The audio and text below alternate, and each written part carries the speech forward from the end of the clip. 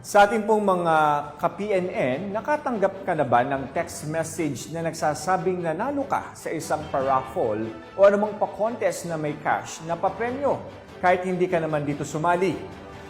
Mga ka-PNN, wag na wag po tayong maniniwala rito dahil ika nga ng iba, kapag too good to be true yan, ay magduda ka na. At baka mabiktima ka ng lottery scam.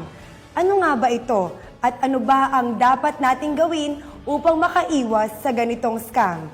Alamin natin yan sa Cyber Tips na hatid sa atin ni Patrolwoman Mary Grace Artizuela.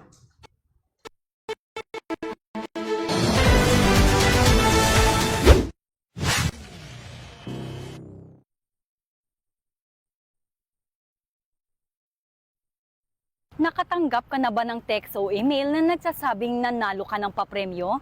Siyempre, kung feeling mo na nanalo ka nga at may sinasabing papremyo, maaaring maniwala ka dito.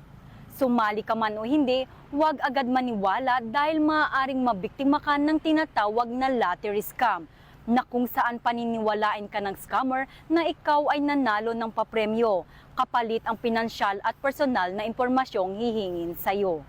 Ito ang mga palatandaan ng lottery scam. Una, nakatanggap ka ng mensahe kahit hindi ka naman sumasali sa anumang papremyo. Pangalawa, hihingan ka ng impormasyon kapalit ng sinasabing papremyo. Pangatlo, mali-mali ang spelling at grammar ng mensahe. Pang-apat, minamadali kang magbayad ng taxes, processing fee o iba pang charges para makuha ang premyo. Panglima, hindi makatotohanan ng premyo o kaduda-duda ang halaga nito. Pang-anim, peke ang mga dokumentong ipapakita. At pang-pito, ang ginagamit na paraan ng pagbayad ay mahirap i-trace.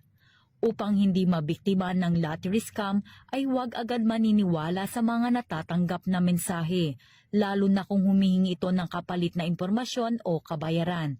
Ugaliing magsaliksik para i-verify kung lehitimo ang mga impormasyong natatanggap.